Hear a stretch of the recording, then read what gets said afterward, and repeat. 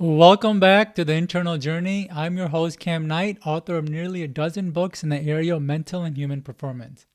Today, I want to talk about death. That's right, death. More specifically, the reason we die. Do you know why we die? It's a question that has baffled humanity since the dawn of humanity. It's a question you have likely asked yourself and likely still do. Over the years, I've heard all sorts of answers. Many religions claim we die to go into the afterlife. Others claim we die to become reincarnated. A character in the movie The Curious Case of Benjamin Button said, "It's so we can appreciate the people we love while they are here." Not that any of these explanations are wrong, but I think there's a simpler answer, one that makes sense on a resource-based level, and one that I believe truly accurately describes the true reason. The reason we die is so our children have room to grow. To explain, nature could have easily created a species that lived forever. It didn't, because if a species lived forever, its offsprings would live forever, and its offsprings would live forever, and very quickly that species would overcrowd its environment, consume all the resources, and then wipe itself out, as nothing would be left to sustain it. I suspect in early evolution, immortal organisms did in fact come into being. Though because they didn't die, they consumed all the resources in the environment and very quickly wiped themselves out. In fact, this still sort of happens today, as some virus mutations can be so deadly they kill off their host too quickly to spread, and as a result, wipe themselves out. You can even see this play out with us humans right now.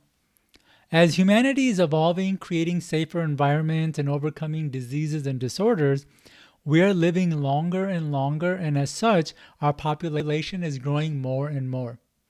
Therefore, we are consuming more resources of the planet, which is leading to major shifts like climate change and global warming. And if we continue at the current rate, we too might wipe ourselves out. So, to circle back, we die to give our children room to grow. Our children will die so their children can grow. The same for our children's children. Through generations of birth and death is how life evolves to all the amazing species and creatures that exist on this planet today. The point I'm trying to make is, in order to evolve, something must die. Something must end for something new to begin. Evolution cannot exist without death. So why am I bringing this up? Because this specially applies to your personal evolution. In order to evolve or take the next steps in life, something must die, whether that's your mindset, attitude, behavior, habits, addictions, and so forth. You have to actively kill old parts of yourself, old behaviors, old habits, and old mindsets to give room for new parts to grow. You cannot bring the old with you. Too many people struggle in life because they're not willing to kill the things required for success. They want more time without giving up television and media. They want better health without giving up soft drinks and fast food. They want higher level of success without giving up laziness or procrastination. They want to find an attractive mate without working on their own unattractive qualities. Unfortunately, life does not work that way. Believe me, I've tried. I tried to gain respect of peers with the self-centered and narcissistic attitude, and it didn't work. I tried to demand respect with childish and immature behaviors, and I was left hanging. I tried to get results with old habits and routines, and I spun in circles.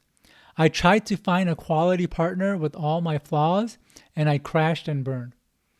To achieve the success I desired, I had to actively kill parts of myself that were getting in the way. It was not easy, which is why people avoid addressing these things, but in the long run, it's the easiest way. So I will end with this question. Where are you stuck, and what do you need to kill to move past it? This is Cam Knight of The Internal Journey. Until next time.